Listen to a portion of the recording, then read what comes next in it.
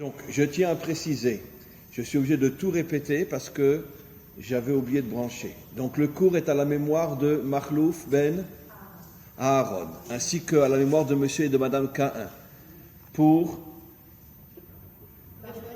Refoua Shelema, Yenatan, Nathan, Yosef, Ben Yehudit. Très bien. Et comment? Et pour le soldat Bar-El, Ben Nitza, que Akadosh Baruch Hu l'aide et qu'il s'en sorte. Et voilà, je tenais à préciser qu'il y a cours aujourd'hui, il n'y a pas cours lundi prochain parce qu'on est à l'avant-veille de Rosh Hashanah, on est tous très occupés. Par contre, il y aura cours avant Yom Kippour. Le lundi avant Yom Kippour, il y aura cours puisque Yom Kippour tombe mercredi soir. Donc le lundi, on peut largement faire cours. Et puis, ça sera le dernier cours jusqu'après les fêtes. On reprendra le premier lundi après Simchat Torah, après la fête de Sukkot. Donc, il y a encore un cours avant Yom Kippour et après, donc pas la semaine prochaine, la semaine d'après. Et de toute façon, j'imagine que M. Meira enverra pour préciser. Et après, on reprend normalement, Be'ezrat Hashem, après les fêtes, le premier lundi après les fêtes. Voilà, aujourd'hui on va continuer à parler de Rosh Hashanah d'une manière un petit peu différente des approches plus classiques.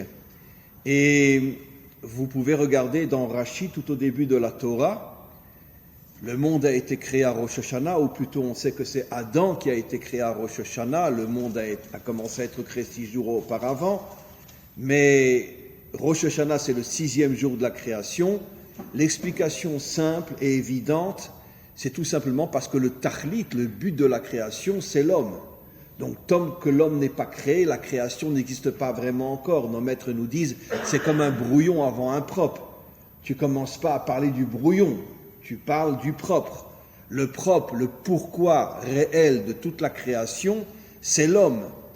Et donc, automatiquement, Rosh Hashanah commence le 6e jour de la création pour bien nous faire comprendre que le but ultime de la création, c'était de créer l'homme.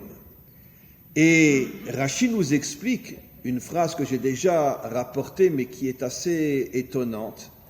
Il nous dit « Allah bemarshafto » quand Hachem a voulu créer le monde, Allah bemarshafto, il est monté dans sa pensée, ça veut dire que son intention était « Livro et ha'olam bemidat hadin » de créer le monde sous le principe de la rigueur.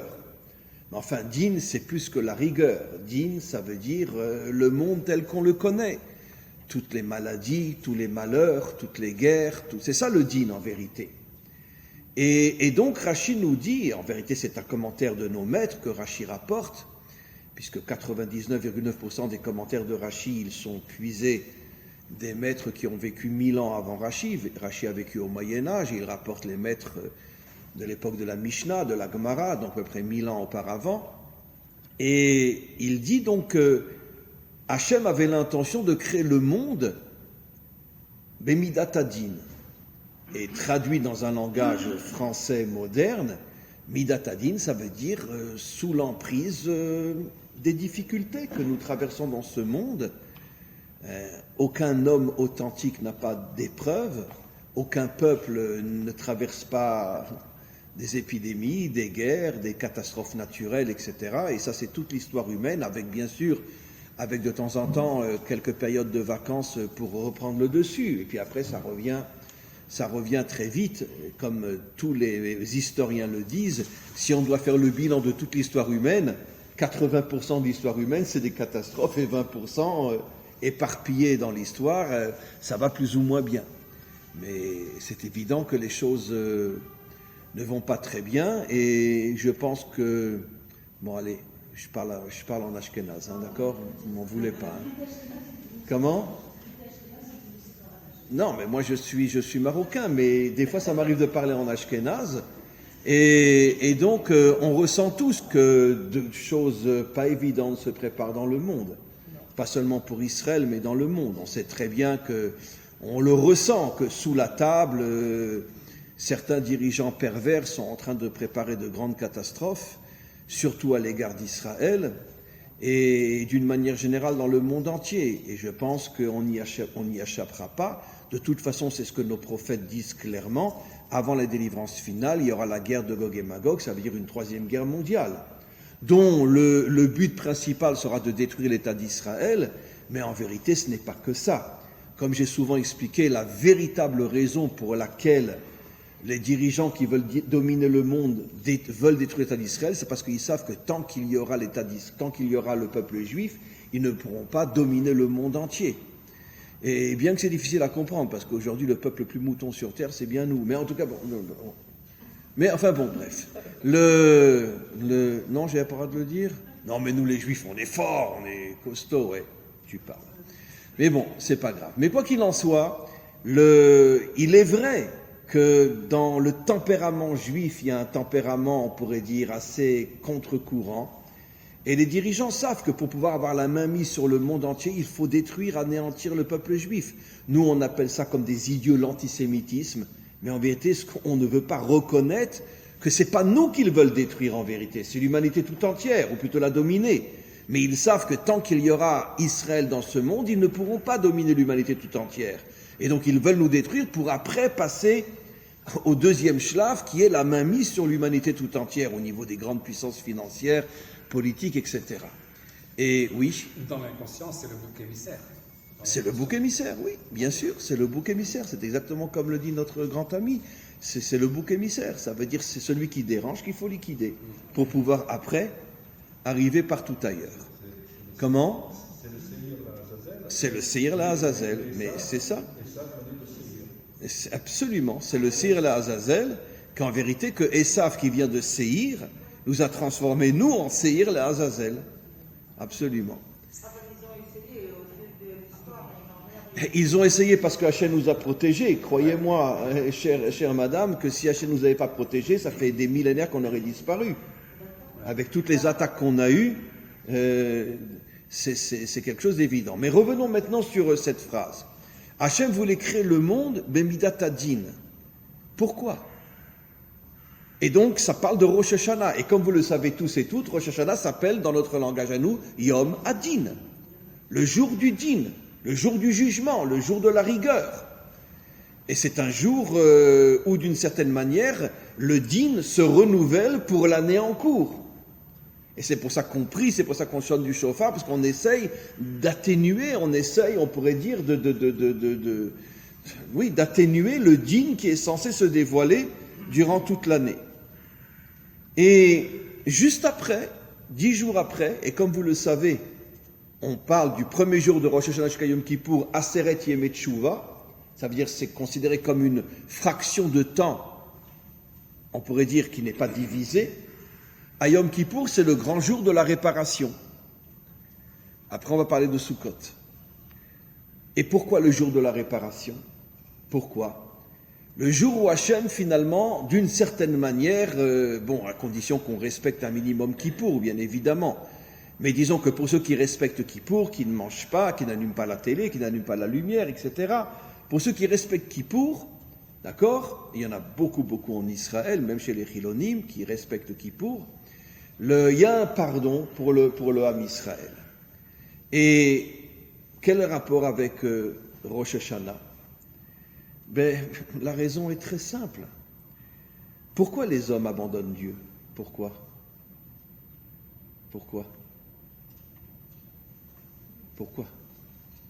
Vous n'osez pas le dire ? Parce qu'il nous a mis dans un monde de zut. D'accord ? Attends, quand je sors d'Auschwitz, j'ai envie encore d'aller dans une synagogue. Je vais le dire à Ladenovitch, va te faire foutre, j'en ai rien à faire, moi. Attends, j'ai vu devant mes yeux des milliers d'enfants assassinés, des femmes brûlées, des hommes massacrés par des capots ou par des nazis devant mes yeux, et tu veux que je rentre dans une synagogue ? Non, mais tu te fous de qui ? Je suis désolé de parler comme ça, mais j'essaye d'être franc et transparent. Qu'est-ce qu'a dit Wiesel quand il est arrivé à l'âge de 13 ans à Auschwitz ? D'accord ? Il est arrivé avec ses péotes, c'était un chassid, d'accord ? Et quelques jours après, dans le baraquement, les nazis commençaient tous les jours à prendre un enfant au hasard et le pendre, et obliger tous les enfants à assister à ça. Et qu'est-ce qu'il a dit ? Il a écrit un livre. J'ai vu Dieu pendu à Auschwitz. Ça veut dire j'y crois plus. Pourtant, il est rentré avec des papillotes et il n'y croyait plus. Bon, après, il a fait tchouva, il est revenu, grâce à Dieu, ça a été un homme exceptionnel. Mais il y a eu un moment dans sa vie où il a dit à Dieu, va te faire voir. Je suis désolé. Attends, tu laisses des gosses pendre devant mes yeux et je vais croire en toi? D'accord? Et pendant les croisades, où toutes les communautés de France et de Navarre, etc., ont été brûlées, on mettait les hommes, les femmes, les enfants dans les synagogues et on les brûlait vifs. Et je peux croire en Dieu encore après. D'accord? Maintenant, il n'y a pas que chez nous. La laïcité dans le monde moderne, c'est aussi lié à ça. C'est pas que chez nous. 80% du monde moderne aujourd'hui est laïque. Et pourquoi il est laïque? Comment tu veux croire en Dieu? Comment? Donc tu tombes complètement. Si le monde a été créé selon Midat Hadin, tu tombes complètement. D'accord? Et tous les attentats qu'il y a en Israël, d'accord? Combien il y a eu d'attentats?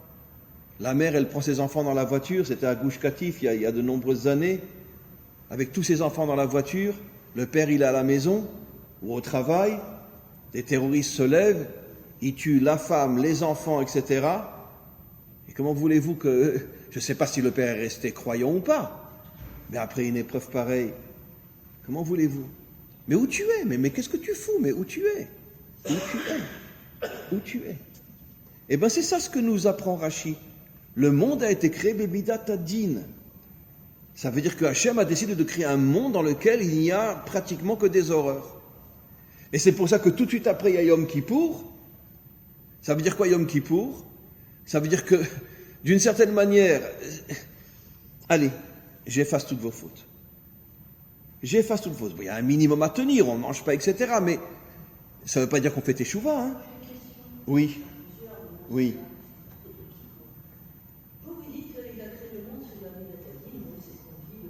Oui.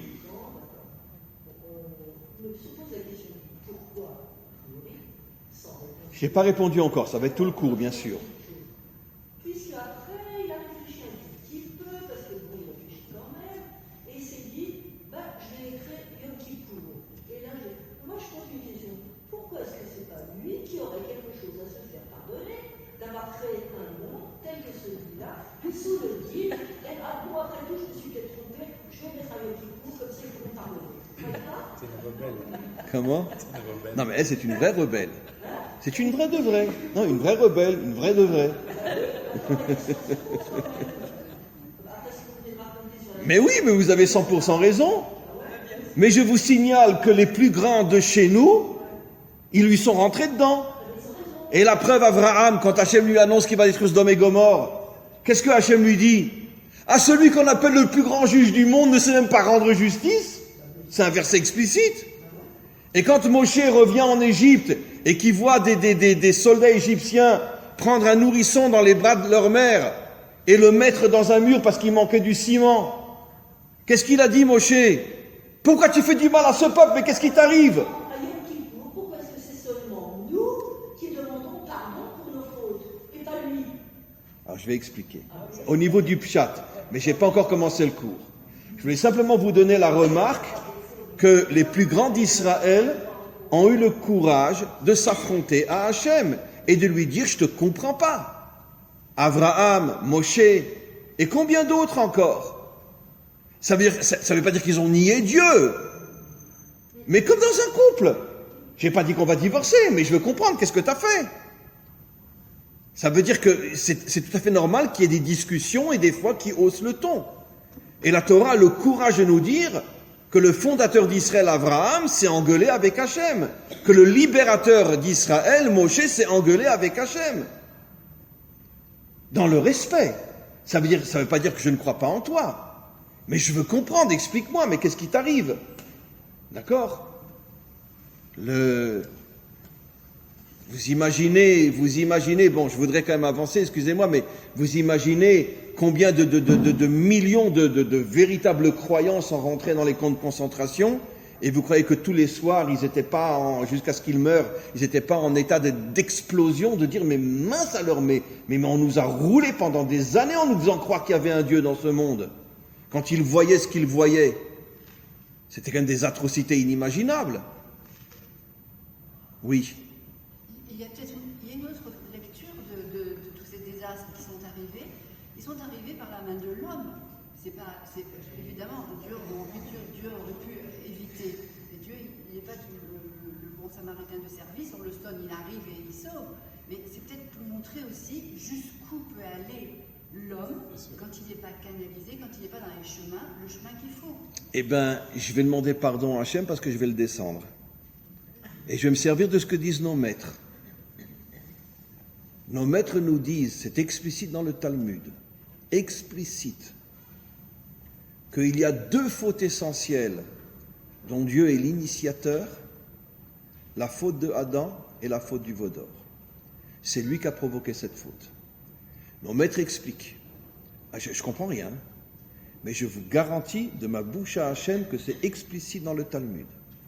Nos maîtres nous disent, c'est pour ça qu'on dit qu'il a voulu créer le monde de Midat Hadin, encore avant la création de l'homme, c'est-à-dire dès le premier jour, pour nous faire comprendre s'il y a un remède, une religion comme quoi, en vérité, quand Hachem a créé Adam et Ève, il leur a donné une sagesse incroyable, mais il ne leur a pas donné la force de surmonter le serpent. Bon, le serpent, c'est une métaphore, bien sûr. Ça veut dire qu'il a donné plus de force au serpent qu'à eux, afin qu'ils tombent. Et pareil pour la faute du veau d'or, Hachem a donné plus de force au Erev Rav qu'à Israël, pour que finalement tout le monde tombe. Parce que son intention était de créer un monde dans lequel il y a beaucoup d'obscurité.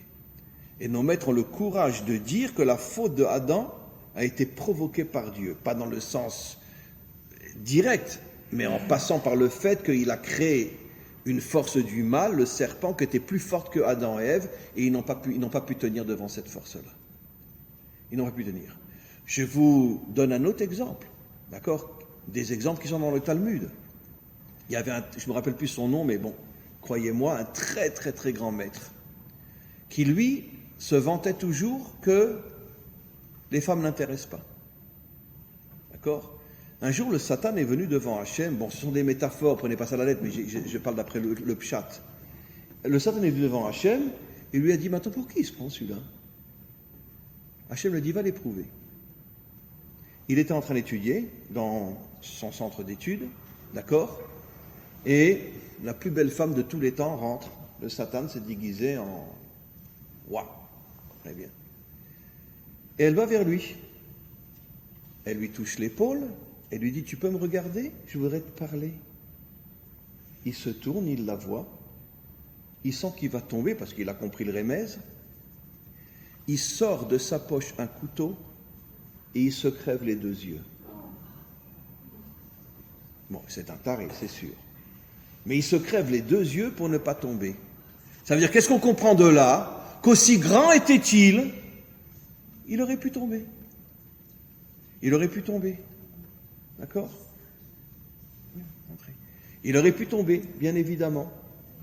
Ça veut dire quoi ? Ça veut dire que... Pourquoi ? Parce que cette extraordinaire jolie femme, c'était le Satan lui-même. Quelqu'un peut se battre contre le Satan ? Quelqu'un peut être plus fort que le Satan ? Non, le Satan, il peut faire tomber l'humanité tout entière. Donc, à plus forte raison, même le plus grand des justes. Donc, c'est exactement ce qui s'est passé avec la faute de Adam. Hachem a créé le serpent, bon, ce sont des métaphores bien sûr, les forces du mal, et il leur a donné plus de force qu'à Adam et Ève, parce que Hachem voulait qu'ils tombent. Et c'est comme ça qu'ils sont tombés. Bon, c'est difficile à comprendre, je ne vous dis pas que je comprends. Donc, je reviens à ce que vous dites, dire que c'est la faute de l'homme. Bien sûr que les hommes font des tas de fautes, mais la racine des fautes n'est pas forcément de l'homme. Voilà.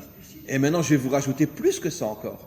Nos maîtres disent explicitement, et je ne dis pas que je comprends, que David avec Bathsheba, c'est Hachem qui a fait tomber David. C'est lui qui l'a fait tomber. En fait, si David était resté avec son propre tempérament, il ne serait pas tombé. Mais Hachem l'a fait tomber. Et Yehuda avec Tamar, explicite, quand Yehuda a vu Tamar, enfin qu'il la voit en prostituée de loin, il a voulu rebrousser chemin, ou changer de trottoir, et en baissant la tête. est venu, bon, ce sont des métaphores encore une fois, mais je reste d'après le pshat, est venu un ange, il a pris Yehuda, il l'a amené devant elle, il lui a levé la tête, il a obligé de la regarder et il est tombé. Comment? Yosef n'est pas forcément arrivé, j'ai expliqué la semaine dernière. Yosef, il était nu, elle était nue, il a failli, oui, et au dernier moment, il a vu l'image de son père et il s'est retenu. Mais tout est sorti dehors.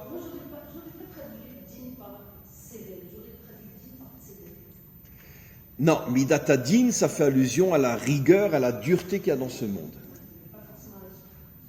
Si, c'est comme ça que c'est expliqué. Midatadin, c'est la différence entre Mishpat et Din. Mishpat, c'est la justice. Din, c'est vraiment une rigueur très dure qu'il y a dans ce monde. Et même Yosef s'est retrouvé seul avec la femme de Potiphar, et les commentateurs disent, bon, il savait qu'il allait être seul avec elle. Mais bien sûr, il n'est pas parti. Quand même, ça lui passait à un moment donné par la tête. Mais quand elle est venue le chercher, il est venu, ils se sont mis dans la chambre et ils se sont mis nus, etc. Au dernier moment, il a vu l'image de son père, il s'est retenu. Ça veut dire que même Yosef était sur le point de tomber si Hachem ne l'avait pas sauvé en voyant son père, et ça l'a traumatisé. Mon père me voit, je ne peux pas faire une chose pareille, et il s'est retenu. Mais même Yosef, ça veut dire que des fois, l'homme est dans une situation où c'est pratiquement très difficile de tenir. Très très difficile de tenir. Parce que si Hachem décide de le faire tomber, c'est fini.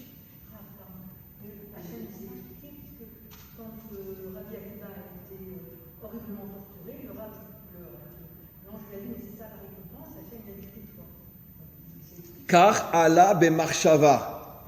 Rabbi Akiva est le seul qui est arrivé à remonter dans ma pensée Midatadin. Il a accepté la souffrance et pendant qu'on le dépeçait vivant, il faisait le Shema Israël. Ça veut dire qu'il est arrivé à accepter le sens du din, mais j'ai pas commencé mon cours encore, il y a qu'il est 25. Vous me laissez continuer? On continue. Mais non, parce que justement, j'ai pas répondu, mais on va y aller. Donc, je fais un petit résumé, après on va passer à Sukkot. Le monde a été créé sous le signe de la dureté. Maintenant, pourquoi Hachem nous pardonne, entre autres grâce à votre question, pourquoi Hachem nous pardonne à Kippour? Bon, il nous demande un minimum, qu'on ne mange pas, etc. Très bien. Mais pourquoi il nous pardonne? N'écoute pas. Parce qu'il sait que c'est lui le grand responsable de beaucoup de nos fautes. Donc il est obligé de nous pardonner. Bien sûr. Bien sûr. C'est dur, hein? Mais non, on ne comprend rien. Mais justement, c'est ça la différence entre moi et un rabbin. Moi, je vous dis la vérité. C'est sûr, c'est très difficile à comprendre. C'est Jonas qui dit que je savais que tu es un Dieu de miséricorde et que tu pardonnerais aux Nénévites. Oui, mais vous avez 100% raison. Et pourquoi Yona, il n'a pas voulu y aller? Parce qu'il savait qu'Hachem ne pardonnait pas à Israël. Alors il a dit, si je vais à Ninive, c'est explicite dans les commentaires, et que eux, c'est sûr qu'ils vont faire tchouva, après Hachem va dire, regarde, eux, ils n'ont pas reçu la Torah, ils font tchouva, et vous, bande de je ne sais pas quoi, vous avez reçu la Torah, vous faites pas tchouva, je vais vous éliminer. Et c'est pour ça que Yona, pour sauver Israël, n'a pas voulu aller à Ninive. Comprenez? Eh oui. Bon, bref, on est dans un sacré pétrin, là. On continue Sukkot. Sukkot, quelle est la mida qui se dévoile à Sukkot? Et je vais vous le prouver. La Emouna. On se met sous les ailes d'Hachem, d'accord, la Soukha, d'accord, comme il est dit par les prophètes, au moment de la délivrance, Hachem créera une grande Soukha qui recouvrira l'humanité tout entière, pas seulement Israël. Et qu'est-ce que dit le prophète Ésaïe? Il y a une fête où toutes les nations monteront dans le troisième temple, la fête de Sukkot. Ça ne veut pas dire qu'ils ne viendront pas aussi à d'autres moments. Mais il y a une fête obligatoire où toutes les nations viendront au troisième temple, la fête de Sukkot. Pourquoi? Parce que toutes les nations comprendront ce qu'est le sens de la Emouna. Maintenant, qu'est-ce que c'est la Emouna? Regardez dans le mot Emouna, vous avez les deux premières lettres, Aleph, Mem, M. M, ça veut dire quoi? Maman. Quelle est l'attribut divin qui est appelé maman, à part maman? La Bina. Oui. Le nom divin, Yud et Vav et. Yud est appelé Abba, au nom du Père. Le premier E est appelé Ima, au nom de la mère. Le Vav fait allusion aux 6 attributs divins de Chesed à Yesod. Il est appelé le Fils, au nom du Fils. Et le dernier E est appelé la fille, au nom de la fille. Il y a une drôle de ressemblance, hein, au nom du Père, du Fils et du Saint-Esprit. Et chez nous, depuis des millénaires, on dit au nom du Père, de la Mère, du Fils et de la fille. Ça veut dire que la dernière lettre, la fille, représente la royauté. La lettre juste avant le Vav représente les qualités, les 6 fameuses qualités de Chesed à Yesod. La Bina s'appelle la mère et la Chochma, la sagesse, s'appelle le Père. C'est-à-dire que le nom divin fait allusion à la famille essentielle, un père, une mère, un fils, une fille. Oui. Et dans Emouna, il y a aussi Amen. Et Amen, c'est Hachem, c'est les 4 lettres, plus Adonai, et puis il reste dans Emouna, il reste le Vav et le He. Absolument. Dans le mot Emouna, il y a des tas de notions cachées. Et justement, je vais en expliquer une. Donc, les 2 premières lettres, ça fait allusion à l'attribut de la Bina. Qu'est-ce que c'est la Bina? La traduction en français, en hébreu français de la Bina, les avin davar, mitor davar, comprendre ce qui se cache derrière l'apparence. Les avin davar, mitor davar. La Bina, c'est la capacité que nous avons de ne pas se laisser piéger par l'apparence. D'accord? Bennett a une petite kippa sur la tête. Non, j'ai rien dit. Il a une kippa sur la tête. Donc c'est un sacré bon juif quand même. Et donc, on ne se laisse pas fier par l'apparence. D'accord? Comment? On est très flou en ce moment. Ah oui, en ce moment, je veux dire, c'est pour ça que la Torah nous dit 2 fois par jour, vous ne courrez pas après vos yeux. D'accord? Essaye de deviner ce qu'il y a derrière. Tu comprends? Parce que je voudrais quand même comprendre quelque chose. Je suis dans un supermarché, il y a 500 personnes. C'est vrai, on a tous le masque. Mais là, on a le droit. Je suis dans un restaurant, personne n'a le masque. Il y a 200 personnes les uns sur les autres et il n'y a pas de problème. Alors, 200 personnes dans un restaurant sans masque, c'est permis. Mais 500 personnes les uns sur les autres dans un supermarché, vous mettez le masque. Alors, pourquoi dans un restaurant, je ne mets pas le masque? Comment? Eh oui, mais on voit qu'il y a des contradictions inimaginables. Et donc, si on commence à fouiller et chercher un petit peu derrière, il y a quand même, on se rend compte que ça tient pas la route. Il y a des choses qui vont pas.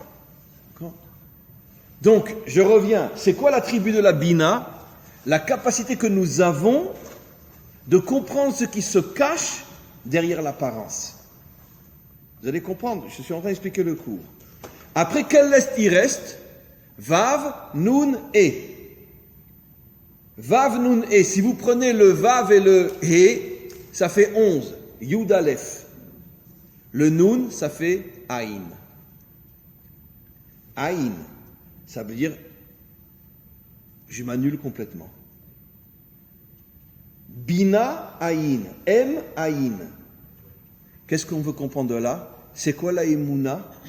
Comment tu vas arriver à la Bina? C'est-à-dire, comment tu vas arriver à être un homme qui ne te laisse plus piéger par toutes les apparences et tous les mensonges de ce monde? Comment tu vas arriver à voir et à déceler et à trouver ce qui se cache derrière l'apparence mensongère de ce monde? Si tu es capable de t'annuler complètement. Et comme vous l'avez dit une fois, le Ein, c'est aussi le Ani. Merci, c'est ce que j'allais dire. Et les mêmes lettres Aïn, l'annulation, c'est le mot Ani, moi. Pour être un homme authentique, un Ani véritable, il faut que tu aies toujours en toi la compréhension que tu es Aïn. Ça veut dire qu'en vérité, tu n'es rien. Alors maintenant, j'ai souvent expliqué ça. Ne vous méprenez pas. Ça veut dire quoi, je suis rien? Je frôle les murs, je baisse la tête, je suis rien, Hachem. Non. Quel était l'homme le plus humble? Moshe Rabbeinu. Quel était le guerrier le plus grand de toute l'histoire d'Israël? Moshe Rabbeinu, déjà avant. Moshe Rabbeinu. La première fois qu'il sort, il tue un Égyptien, on va le décapiter, il s'en va 60 ans en Afrique, il fait des révolutions pendant 60 ans pour libérer les peuples opprimés, il revient à Midian et il affronte Pharaon. Et le pire de ses cauchemars, c'est 40 ans avec les Juifs dans le désert.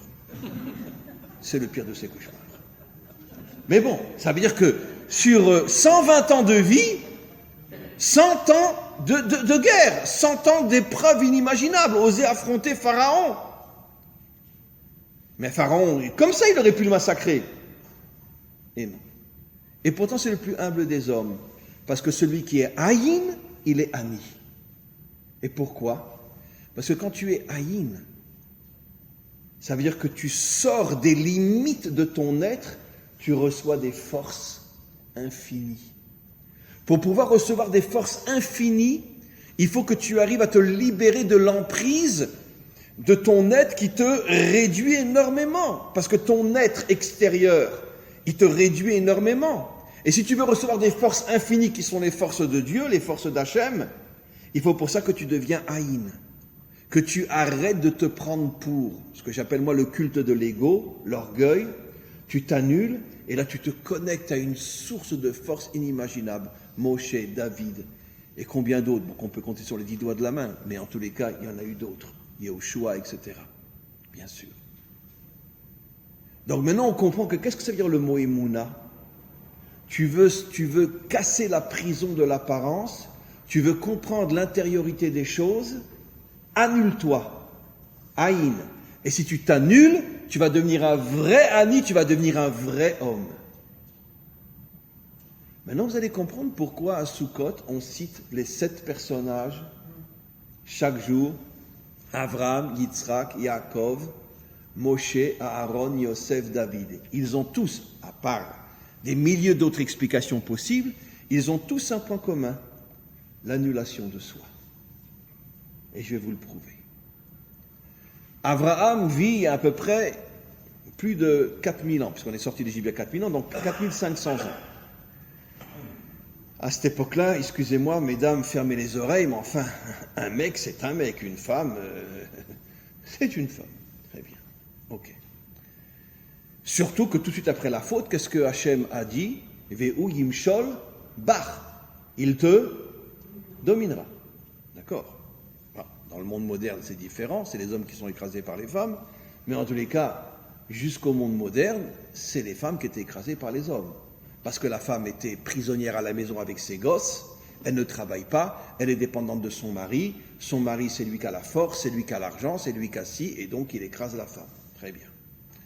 Il y a des milliards de nuances dans l'écrasement de la femme, mais en tous les cas, très bien. Abraham a un grand problème, parce qu'il a épousé Agar. Et Agar, il l'aime. La preuve, c'est tout de suite après la mort de Sarah, il récupère Agar. Il a un fils avec elle, Ishmaël. Et Abraham est fou d'Ishmaël. Ça veut dire qu'il sait très bien en tant que père que Ishmaël a des problèmes. Mais Abraham, qui est un prophète, il voit que finalement Ishmaël fera teshuva. Et on voit à la mort d'Abraham, effectivement, Ishmaël fait teshuva. Et je vais vous dire quelque chose de fou. D'accord? Mais celui qui a des yeux pour voir se rend compte qu'au niveau du peuple musulman aujourd'hui, et surtout en Israël, il est en train de changer. Il est en train de prendre conscience que lui-même qu'il est manipulé par ses dirigeants qui sont terroristes parce qu'ils se font plein de fric. Et je vais vous raconter une petite histoire. Il y a quelque temps, je passe dans le chouk, dans le Rova, et puis je m'arrête à un magasin, et puis bon, je commence, moi ça m'arrive souvent, j'adore parler avec les Arabes. J'adore, pourquoi? Parce que je veux créer un lien avec eux. Parce que je sais qu'ils sont en train de changer. Et je commence à lui parler. Bon, il parle très bien l'hébreu, etc. Et puis, je lui dis, tu sais, finalement, nous, on nous appelle des cousins. Mais en vérité, on est des frères. Puisque toi, tu es le fils d'Abraham et moi, je suis le fils d'Abraham. Donc, on est des frères. Vous savez ce qu'il me fait? Il me prend dans ses bras, il me serre dans ses bras. Il me dit, tu as raison, on est des frères. Il dit, tu sais en vérité pourquoi on est en guerre, toi et moi? C'est à cause de nos dirigeants. Ils sont tous corrompus. C'est que le fric qui nous intéresse. Et il me dit, de ma bouche à Hachem, nous les musulmans, on commence à comprendre ce qui se passe. Et un jour, on se révoltera et on fera tomber tous nos dirigeants. Et il y aura un jour une grande fraternité entre Israël et nous. Comme ça, il me dit. J'étais comme ça. J'étais comme ça. J'arrivais pas à croire ce que j'entendais. Vous comprenez? Et j'ai beaucoup de contacts comme ça, pas sérieux, mais avec beaucoup de musulmans. Et je me rends compte que finalement, Avram s'était pas trompé. Dans le fond d'Ishmaël, il y a un très très bon côté. Le problème, c'est qu'il est manipulé par tous ces chefs terroristes. Bon, je dis pas que tous sont comme ça. Mais le vrai Ishmaël, lui-même se rend compte aujourd'hui qu'il est manipulé par des chefs terroristes qui mettent tout leur fric en Suisse. On sait qu'un des hommes les plus riches de la Terre, c'était qui? C'était Arafat. On a découvert des milliards dans son compte en Suisse. La femme et la fille la plus riche du monde aujourd'hui, c'est sa mère, c'est sa femme et sa fille. Tout l'argent qu'il recevait, il le mettait dans son compte privé. Et pour le Hamas et tout ça, c'est exactement pareil. Et les peuples commencent à prendre conscience de ça. Donc, je reviens, parce qu'il est tard. Abraham aime Agar. Je ne dis pas qu'il n'aime pas Sarah, mais il aime Agar. Il aime Ishmaël, parce qu'il sait que Ishmaël va faire teshuva. Vient Sarah, elle lui dit, tu les fous dehors. Tu les fous dehors. D'accord? Bon, un homme authentique, il entend sa femme lui dire, tu les fous dehors. À l'époque, on a le droit de se marier avec plusieurs femmes. D'accord? Il l'écoute. Même pas il l'entend. Il dit, va à la cuisine et fous-moi la paix. Vient Hachem, il lui dit, Kol ma shi'omar lecha Sarah, shma bekola. Tout ce que te dit Sarah, tu l'écoutes. Paf, tout de suite, il s'annule, il prend Agar, il prend Ishmaël, lui-même, il les met dehors. Il s'est complètement annulé. Annulé devant qui? Eh bien, devant Sarah. Hachem lui a pas dit, Kol ma shani omer lecha, Kol ma shi omar lecha Sarah. C'est-à-dire, je te demande de t'annuler devant ton épouse. Qui s'annulait devant son épouse il y a 4500 ans? Qui? Abraham accepte. Pourquoi? Parce qu'il a compris, comme dit Rashi, regardez ce que dit Rashi, regardez-le en français si vous ne comprenez pas l'hébreu, que Sarah était une plus grande prophétesse qu'Abraham. Et en réalité, les deux voulaient la même chose. Sarah, elle voulait sauver Ishmaël. Mais Abraham pensait qu'en le gardant à la maison, c'est comme ça qu'on le sauvera. Et elle savait qu'en lui donnant des épreuves, c'est comme ça qu'il se réveillera et qu'il reviendra. Ça veut dire que Sarah voulait autant qu'Abraham sauver Ishmaël. Mais elle savait que c'était par le biais du din, par le biais de la rigueur. Et elle a gagné. Et s'il était resté à la maison, Abraham aurait perdu. Peut-être que Ishmaël n'aurait jamais fait teshuva. Et il a compris que sa femme était une plus grande prophétesse qu'elle, c'est Rashi qui le dit explicitement. Il a baissé la tête, il a dit, je t'écoute. C'est toi qui as raison. Annulation d'Abraham. Annulation de Yitzhak. Ça, vous le savez tous. Akedat Yitzhak, le sacrifice. Son père a 100 ans. Lui, il a 37 ans. Son père lui dit, Hachem m'a dit que. Vous connaissez quelqu'un de 37 ans, son père lui dit, Hachem m'a dit que, et qui va l'écouter, qui va se laisser couper le cou? Excusez-moi, mais elle va te faire voir. Si Hachem veut me tuer, mais qu'il me le dise directement. Pas besoin de passer par toi. Et Yitzhak, sans brancher, sans rien, etc., il se met sur l'autel et il attend. Donc lui aussi, il s'annule complètement. Yaakov, c'est pas annulé Yaakov. Mais dites-moi, qui c'est qui a donné tous les noms aux tribus d'Israël? Ces deux femmes. On voit un verset où elles ont été lui demander qu'est-ce que t'en penses de ce nom-là? Même pas, elles ont été le voir. C'est elles qui ont décidé de donner les noms aux tribus d'Israël. Ça paraît un détail, mais vous vous rendez compte? Un père de famille, surtout dans le contexte il y a 4000 ans, les femmes décident de le nommer Yehuda, Issachar, Zevouloun, etc., sans même en référer au mari. Mais t'es quoi, toi? Toi, tu nous fais un gosse et tu te tais, d'accord? Ok. Un autre exemple. Un soir, il rentre du travail, il était censé aller chez Rachel, chez Léa. Rachel vient, lui dit non, tu viens chez moi. Non, c'est Léa qui lui dit non, tu viens chez moi, parce que je t'ai acheté, bon, j'ai fait un deal avec Rachel. Un homme normal lui dit, attends, je suis désolé, moi ton deal, je m'en fous. Moi ce soir, je suis avec Rachel, je vais avec toi. Hein. Tac, allez, il va avec Léa. Ça veut dire quoi? Ça veut dire que, évidemment, il faut pas le comprendre au niveau du pshat, c'est pas un petit faible, etc. Mais il comprend le sens caché des choses. Il comprend que peut-être que s'il va avec Léa, il va mettre au monde un enfant peut-être extraordinaire. Et quel est l'enfant qui naît? Zevouloun. Comment? Et aussi devant Rivka, comment qu'il s'est annulé aussi. Bien sûr. Quand Rivka lui dit prends l'habit de ton frère et va chercher les bénédictions, etc. Encore d'autres exemples où Yaakov s'annule. Encore un exemple, quand il va venir Esav, combien de fois il se prosterne devant lui? Au lieu de l'appeler mon frère, il l'appelle Adoni, mon maître. Attends, mais c'est ton frère, appelle-le mon frère. Je ne vais pas appeler mon frère mon maître. Il se prosterne 7 fois devant lui et il l'appelle mon maître. Pourquoi? Mon maître explique, il y a différents commentaires. Parce qu'il a compris qu'il y aurait l'exil il y aurait l'exil, le dernier exil qui durerait 2000 ans, où Yaakov serait complètement soumis à Esav. Et c'est pour ça que d'une certaine manière, il a reproduit au niveau du microcosme ce qui allait se passer pendant des millénaires. Et donc il s'est prosterné, il l'a appelé mon maître. Bon, il y a des raisons beaucoup plus profondes encore, mais je parle même au niveau du premier sens. Donc on voit qu'Yaakov n'avait aucune hésitation à s'annuler. On continue. Oui. Ce concept d'annulation, il y a un envers qui n'est pas toujours très agréable.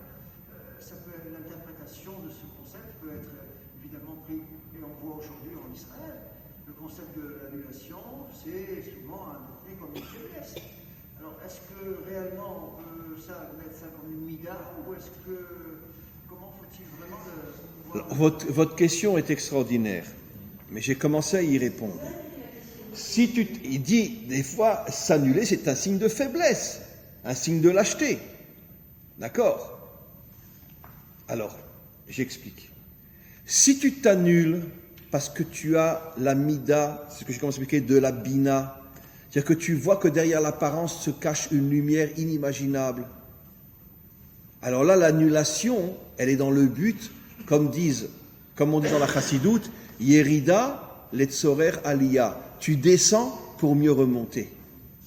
On descend à Auschwitz, 3 ans après, on renaît sur notre terre. Incroyable. Et donc, si tu t'annules parce que tu as peur, si tu t'annules parce que tu es faible, si tu t'annules parce que tu es un mouton devant ceux qui t'obligent à t'annuler devant eux, vous avez 100% raison. Mais là, on parle d'Avraham, Yitzhak, Yaakov, on parle de gens qui avaient la bina, c'est ce que j'explique. C'est-à-dire qu'ils étaient capables de comprendre pourquoi Avraham s'est annulé devant Sarah. Parce qu'il a compris que c'est elle qui avait raison pour que Ishmaël fasse teshuva, il faut justement le mettre dans une situation difficile. Ça veut dire qu'il a compris ce qui se cachait derrière l'apparence. Mais elle n'a aucune intention de les foutre dehors. C'est pas une méchante femme. Elle veut sauver Ishmaël. Et contrairement à toi qui penses qu'en le gardant à la maison, c'est comme ça que tu le sauveras, c'est précisément en le mettant dehors, vu son caractère, qu'il se reprendra en main, qu'il fera teshuva. Ça, il a compris. Donc, il a compris ce qui se cache derrière l'apparence des choses. Comprenez? Et donc, pareil pour Yaakov. Yaakov a compris que l'exil allait durer pendant un certain temps avec Esav, et donc il a été le microcosme de se soumettre, de cette soumission à Esav. Parce qu'il a compris que finalement, il était lui-même le microcosme de ce qui allait se passer dans l'histoire après plusieurs millénaires. Regardons maintenant Moshe. C'est pas la peine d'aller si loin, c'est dit clairement Moshe, Anav Mikol Adam. Regardons Aaron. Aaron, pareil. Je vais donner un exemple, parce que je veux qu'on avance. Mais je pourrais en donner plein. Aaron, pendant 60 ans que Moshe a quitté l'Égypte, qui est le dirigeant d'Israël, qui prépare Israël à la délivrance, qui prend des risques, qui du matin au soir, 30 heures sur 24, est là pour son peuple, Aaron. Et puis tout d'un coup, il entend que c'est pas lui le libérateur, c'est Moshe. Et qu'est-ce qui est marqué? Dans la Torah, Parshat Shemot, Hachem lui dit, il t'acceptera dans son cœur. C'est pas seulement du bout des lèvres. Bon, ben, puisque Dieu t'a choisi, bon, ben, alors prends ma place, espèce d'ordure. D'accord? Non. Dans ton cœur. C'est-à-dire, il sera entièrement d'accord que ce soit toi le libérateur, alors que pendant 60 ans, celui qui a fait tout le travail, c'est Aaron et c'est pas Moshe. C'est aussi un acte d'annulation absolument incroyable. Et pourquoi tous ces personnages étaient tellement géants? Parce qu'ils ne se sont pas annulés dans le sens, je reviens sur votre question, le sens de faiblesse, dans le sens de savoir que s'ils arrivent à sortir de leur prison, ils vont se connecter à des forces inimaginables, des forces divines qui sont complètement au-dessus de la nature. C'est ça la Bina. N'oublions pas que la Bina, c'est la 8e sphira du bas vers le haut. C'est-à-dire elle est au-dessus de la nature puisque le monde a été créé en 7 jours, donc avec les 7 sphirotes du bas. Donc si tu te connectes à la Bina, tu reçois des forces absolument incroyables. Yosef, un exemple parmi des milliers. Quelle est la preuve de son annulation totale? Ses frères l'ont vendu.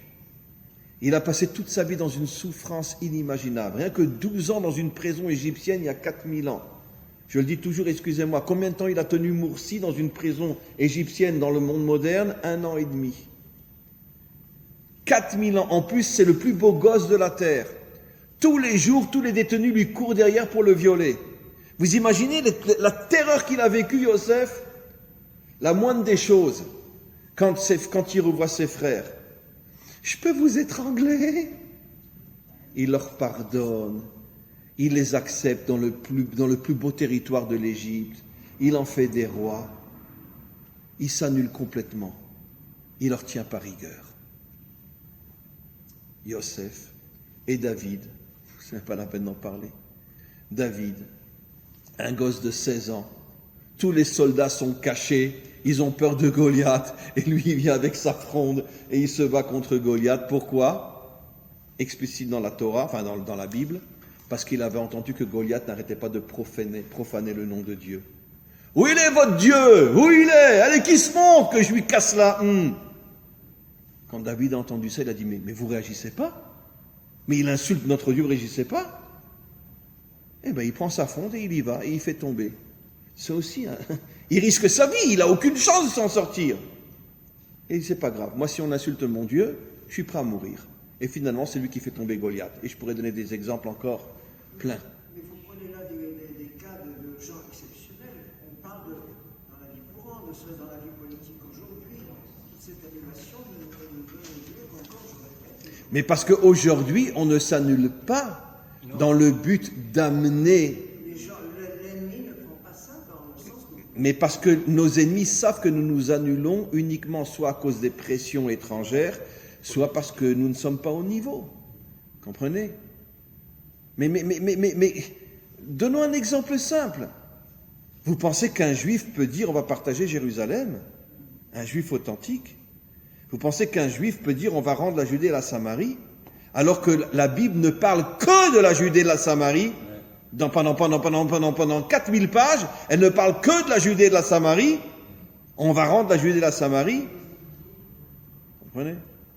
Et c'est cette histoire qu'un jour Rav Kahana a dit, d'accord, quand il a entendu que la gauche commençait à parler. De toute façon, la gauche, je n'ai pas confiance dans la droite non plus, mais qu'on va partager Jérusalem, d'accord. Alors il a écrit une phrase extraordinaire dans un de ses livres, d'accord. Je ne sais plus quelle gouvernance était à cette époque-là.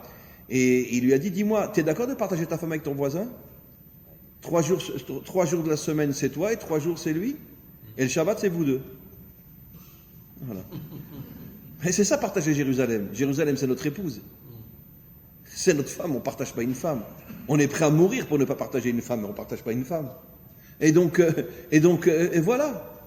Ça veut dire que tu n'as aucune relation avec ta terre. Tu n'as rien compris à ce que c'est la terre d'Israël pour oser parler de partager Jérusalem. Donc ça veut dire que ce sont des actes de faiblesse, des actes de peur. Mais je comprends votre nuance et votre question est très forte et je l'accepte. C'est vrai que c'est très difficile de faire la différence entre quelqu'un qui cède par peur ou quelqu'un qui cède par la bina. C'est-à-dire qu'il a compris ce qui se cache derrière. Et c'est pour ça qu'il cède sur le moment. Mais c'est ça le mot Emouna. Le mot Emouna, c'est la bina aïn. Ça veut dire que si tu veux atteindre la bina, si tu veux atteindre des forces surnaturelles, sors de ta prison, qui est ton être, pour te connecter à des forces qui sont complètement au-dessus de ce monde. Et là, tu deviendras un guerrier inimaginable. Et la preuve, les 7 que j'ai cités, c'était tous des guerriers inimaginables. Abraham ne s'est pas battu contre tous les rois qui sont venus envahir le Proche-Orient, avec 316 hommes uniquement, contre des centaines de milliers. Yitzhak n'était pas un guerrier lui aussi, au contraire, lui il représente Midat HaGvura. Yaakov ne s'est pas battu contre Esav et Lavan. Ne parlons pas de Moshe, ne parlons pas de Aaron, ne parlons pas de Yosef, toutes les horreurs qu'il a traversées dans sa vie. Et David, il a passé toute sa vie sur un cheval avec une épée dans la main. Donc c'était tous des guerriers, pourquoi ?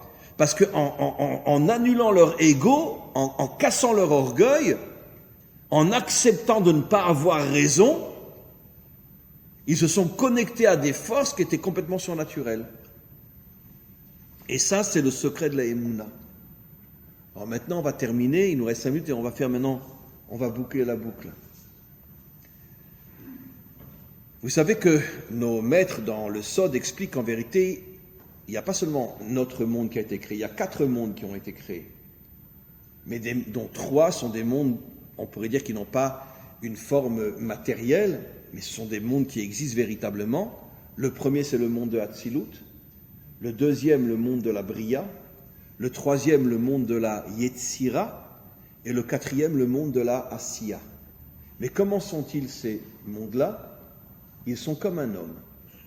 Et vous allez voir quelque chose d'extraordinaire. Un homme, il a une âme en lui. Après, tout de suite après l'âme, c'est les membres intérieurs. Après les membres intérieurs, c'est tout le corps de chair. Et après, l'extériorité, c'est le monde de la peau. Vous comprenez maintenant, je répète, l'homme est composé de 4 dimensions. Son âme, les membres intérieurs, le cœur, le poumon, etc., qui sont le plus proches de l'âme. C'est d'ailleurs pour ça que c'est aussi les plus fragiles. Après, toute la partie chair, d'accord, qui est à l'intérieur de notre peau. Et puis après, la peau. Vous comprenez pourquoi tout de suite après la faute, Hachem a fait à Adam et Chava kotnot or, des habits de peau. Quel est le décodage ? Ils sont tombés dans le monde de l'extériorité totale. C'est-à-dire, comment fonctionnent ces 4 mondes ? Le monde de Hatzilut correspond à l'âme.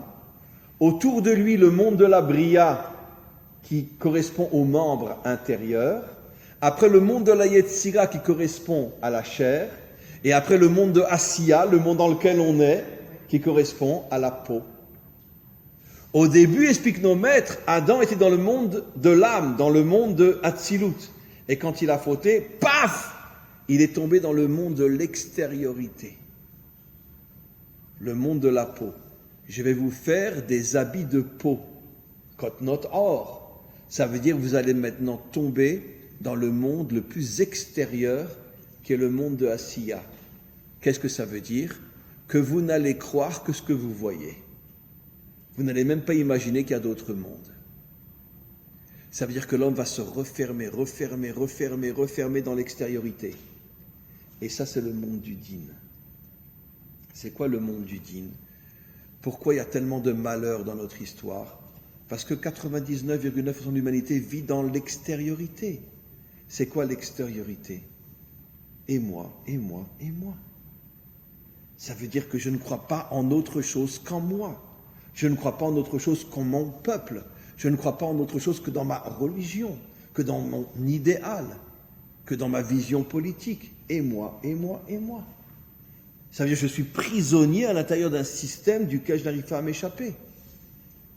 Et si moi je suis de droite et soit tu es de gauche, moi je suis capitaliste et bolchevique, c'est la guerre. Ou la guerre froide. Très bien. Et donc toutes les guerres sont les conséquences de quoi ? Les conséquences du fait que chacun est enfermé dans une idéologie et il ne veut pas en sortir. Et il n'accepte pas l'autre. C'est ça le monde de l'extériorité, c'est ça le monde du din. Alors maintenant, comment qu'on doit faire pour retrouver le vrai monde qui est le monde de l'intériorité ? Par la Emouna, la 3e fête, Sukkot. Ça veut dire que tu arrives à casser ton ego, tu arrives à casser ton orgueil. Et à ce moment-là, tu arrives à comprendre que même ceux qui sont différents de toi ne sont pas forcément méchants, ne sont pas forcément des gens qu'il faut repousser. Et tu arrives au principe qu'on a souvent expliqué, qui est le principe de l'unité. C'est quoi l'unité? De s'unir malgré nos différences. Parce que je place l'être humain avant son idéologie. Alors vous comprenez maintenant pourquoi nos maîtres disent Allah bemarshafto, il est monté dans sa pensée midatadin. Qu'est-ce qui amène le din dans ce monde? C'est la pensée. T'es de gauche, va te faire foutre. Je suis désolé, hein, le plus grand, je l'ai déjà dit 1000 fois, hein, le plus grand, qu'on appelle ça, parlementaire, non en français, le plus grand Chaver Knesset, comme parlementaire, le plus moral de tous les parlementaires qu'on a depuis la création d'Israël, c'était quelqu'un d'extrême gauche, le chef du parti Meretz, Yossi Sarid. Un homme extraordinaire. C'était un homme extraordinaire. Sur le plan humain, je parle. Je ne parle pas de son idéologie. Je suis 100% contre son idéologie. Mais sur le plan humain, je raconte souvent cette histoire-là. Un jour, il y a un Lubavitch qui a voulu ouvrir un Bet Rabat dans le Nord. Mais ça remonte à 40-50 ans. Il a envoyé une lettre à la Knesset. Qui veut m'aider? Le seul qui lui a envoyé de l'argent, et même beaucoup d'argent, et qui est venu le jour de l'inauguration du Bet Rabat, c'était Yossi Sarid, alors qu'il n'était pas du tout religieux. Il est venu quand même. C'est incroyable. Et pourtant, il voulait partager Jérusalem. Qu'est-ce qu'on comprend de là? Que, oui, encore une fois, je ne partage pas l'idéal. Mais il faut savoir que même si quelqu'un a une pensée qui est à l'extrême opposé de la tienne, ça ne veut pas forcément faire de lui quelqu'un de méchant, ça peut être quelqu'un de très très bien dans sa vie. Le problème, c'est que nous, qu'est-ce qu'on fait? On juge l'homme selon sa pensée. Et on fait une erreur terrible. Il faut déconnecter la pensée de l'être. Attention, je n'ai pas dit d'accepter sa pensée. Mais comprendre que même si tu ne penses pas comme moi, tu peux être un être extraordinaire. Et maintenant, c'est ça le secret de cette phrase-là. Le monde du din, c'est le monde de la pensée, c'est-à-dire en français moderne, le monde de l'idéologie. Non, c'est faux. Il y a beaucoup de gens qui sont moraux qui ne sont pas pratiquants. Mais absolument pas. Bien sûr. Il n'y a pas besoin d'être pratiquant. Mais bien sûr. Récemment, j'ai quelqu'un qui est venu dans un cours que je donne en hébreu. Il arrive un petit peu en retard, comme ça, avec un coucou. Il rentre, il s'assoit sans kippa, tatoué partout, etc. Bon, ça va, tu peux rester assis, hein. T'es juif quand même, oui, c'est bon, tu peux rester assis. Très bien. Et après, je vous garantis, j'en ai les larmes aux yeux. Après, il me dit, Rav, je voudrais qu'on parle un petit peu. Après le cours, c'était il y a 2 lundis, je crois. C'est parce que j'ai un cours en hébreu le lundi soir. Et on commence à parler ensemble. J'étais cassé, j'ai dit, mais c'est pas possible, mais comment un homme, avec un coucou, qui écoute le cours sans kippa, qui est tatoué des pieds jusqu'à la tête, mais comment que ça peut être un homme d'une telle profondeur, d'une telle authenticité, d'une telle... Waouh! J'ai pris la claque de ma vie. Bon, je le savais déjà, mais je me suis rendu compte une fois de plus que y a des gens, même si l'apparence extérieure te répugne, mais il y a des gens extraordinaires partout. D'accord? Et je m'excuse de le redire encore une fois, mais l'un des hommes les plus extraordinaires que j'ai rencontrés dans ma vie, c'était Don Alberto, le chef prieur de la basilique Saint-Pierre, qui est rentré au Vatican à l'âge de 17 ans. Quand je l'ai connu, il avait 87 ans. Et rien que j'en parle aujourd'hui, j'en pleure encore. Un homme, mais fabuleux. Et pourtant, toute sa vie, à la basilique Saint-Pierre, en train d'organiser les prières de la basilique Saint-Pierre. Mais un homme, il a découvert mes cours grâce à... Et il est venu en Israël me voir plusieurs fois, mais un homme fabuleux. Et pourtant, c'est sûr que je ne peux pas partager ces idées en tant que catholique, de rentrer dans une église et de s'agenouiller devant une statue. Pour nous, c'est un acte idolâtre. Mais, malgré tout, je dis et j'affirme, c'était un homme extraordinaire. J'ai rarement rencontré des hommes aussi fabuleux, même si je n'étais pas d'accord avec ses pensées. D'accord? Et qu'est-ce qu'on voit de là? C'est ça la bina. La bina, c'est être capable de casser l'apparence. Et je termine juste maintenant en une phrase. C'est ça tous les sens des épreuves de ce monde. Et nous, peuple juif, qui avons quand même 4000 ans d'histoire, on devrait quand même le comprendre et le savoir aujourd'hui. Comme je l'ai déjà dit, toutes les épreuves qu'a eu notre peuple, elles ont finalement été la matrice de la naissance d'une lumière incroyable. Et je ne prendrai que la dernière, aussi mal que ça fasse. D'accord? D'accord? Hachem n'écoute pas ce que je dis et tous les rescapés de la Shoah n'écoutaient pas ce que je dis. Mais je suis désolé, la Shoah a été la mère porteuse de la renaissance d'Israël sur sa terre. C'est sûr qu'on ne comprend pas, c'est sûr qu'on n'accepte pas. Mais mes parents ont perdu toute leur famille pendant la Shoah. C'est évident qu'on ne comprend pas. Mais les faits sont là. 3 ans après la Shoah, Israël renaît sur sa terre. Donc on a bien la preuve comme quoi les épreuves ne sont qu'une apparence qui cache en vérité une lumière inimaginable. Et c'est ça la véritable Emouna. Et c'est ça les 3 fêtes du mois de Tishré. Rosh Hashanah, Kippour, Sukkot, dont le summum c'est Sukkot. Ça veut dire qu'en vérité, Hachem veut nous montrer qu'il a créé l'homme pour l'amener à la Emouna. Et la Emouna, c'est notre capacité de casser la vitrine, de chercher à l'intérieur et de se rendre compte que même derrière les apparences les plus sombres se cache une lumière inimaginable. Amen, Vechen Yeratzon. Et Sukkot est la fête de Yaakov, bien sûr. Sukkot correspond à Yaakov, qui est justement la synthèse entre les contraires, donc le monde de l'unité. Bravo. C'est la dernière phrase, absolument. Yaakov est le symbole de l'unité, puisqu'il était aussi marié avec 2 femmes qui étaient à l'extrême opposé. Là représente le monde d'en haut, Rachel le monde d'en bas, etc. Voilà. Alors,